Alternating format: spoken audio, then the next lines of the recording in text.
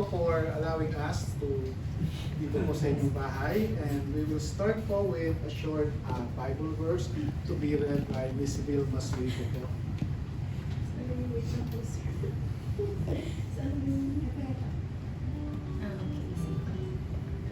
Okay, let us read the Word of God.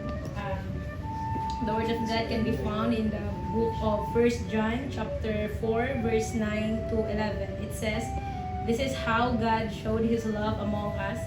He sent His one and only Son into the world that we might live through Him.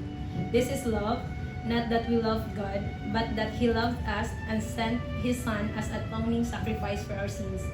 Dear friends, since God so loved us, we also ought to love one another." The Word of God. Thanks be to God.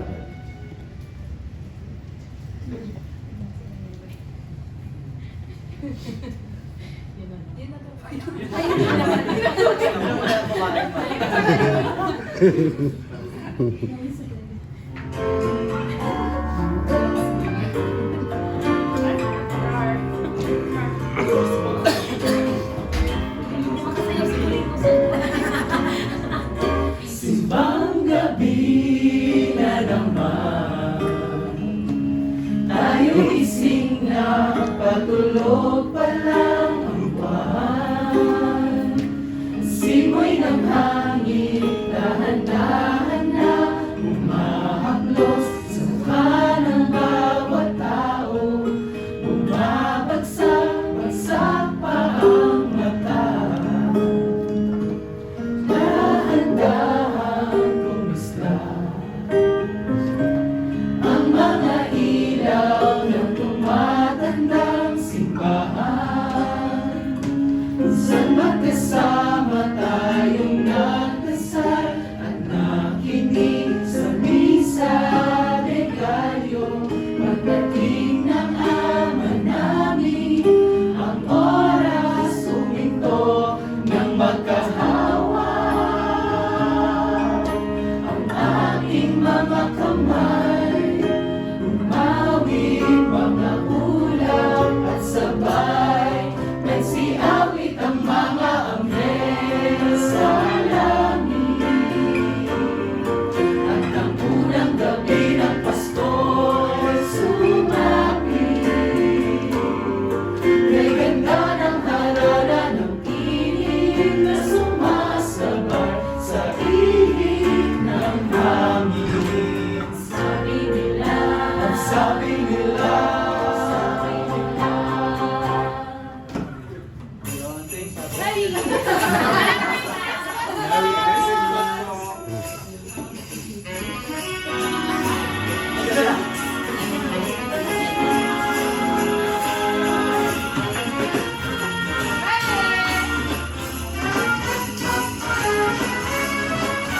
Bakit kaya tuwing Pasko ay dumarating na, ang bawat isa'y para bang ng mga problema? Di mo alam ang regalong ibibigay ngayong kahirap na nitong ating buhay.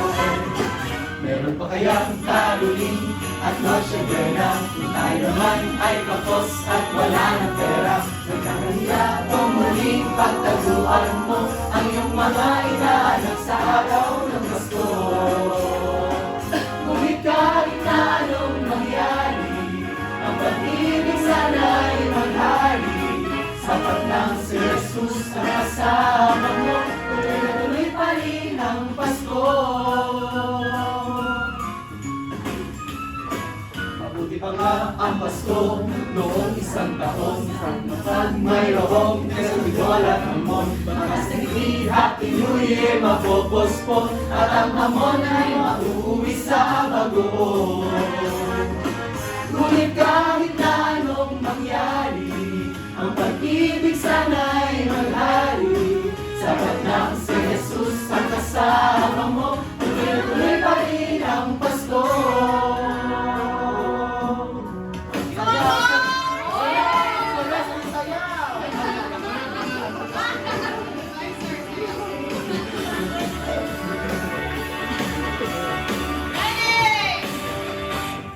Nadarama ko na ang lamig ng hangin. pang maliliit na tinig. May dalang tansang pinagsama-samang ginawang tamburin. Ang mga parol ng bawat tahanay nanindig.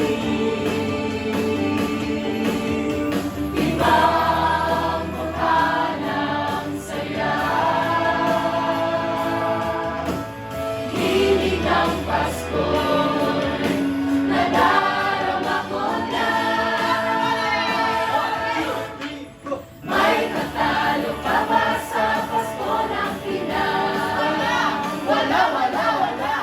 Ang kaligayahan natin walang bukas. Di alintana kung walang pera.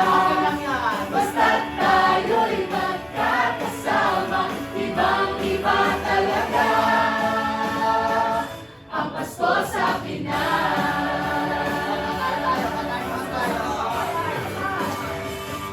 May simpleng regalo na sininong at sinira para sa inaanak na nag-aabang. Ang buong pamilya ay magkakasama sa paggawa ng Christmas tree. Wow! Beautiful! Sabi ng mga barkada, ikaw ay niyayaya para magsimbang gabi. Ibang mukha ng saya. Himig ng Pasko'y nadarama ko na.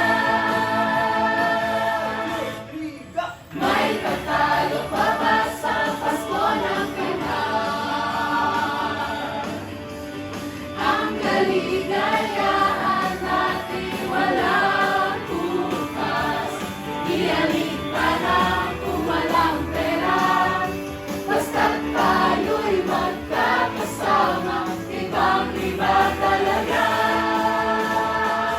ang Pasko sa Pinas.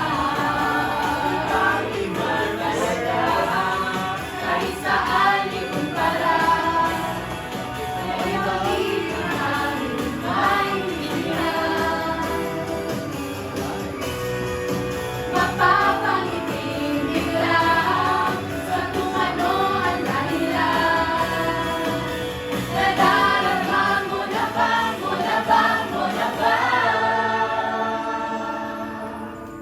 May nanalo pa ba sa Pasko ng Pinas?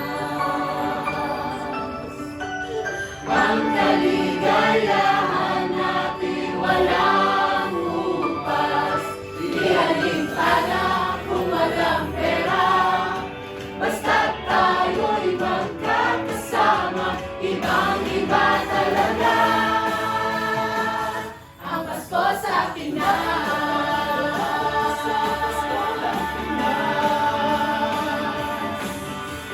Ang kaligayahan natin walang bukas.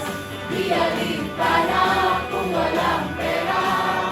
Basta't tayo'y magkakasama, ibang-iba talaga ang Pasko sa Pinas.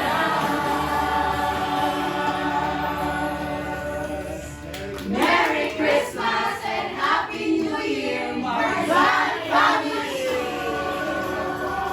Ang blessings ko'y kayo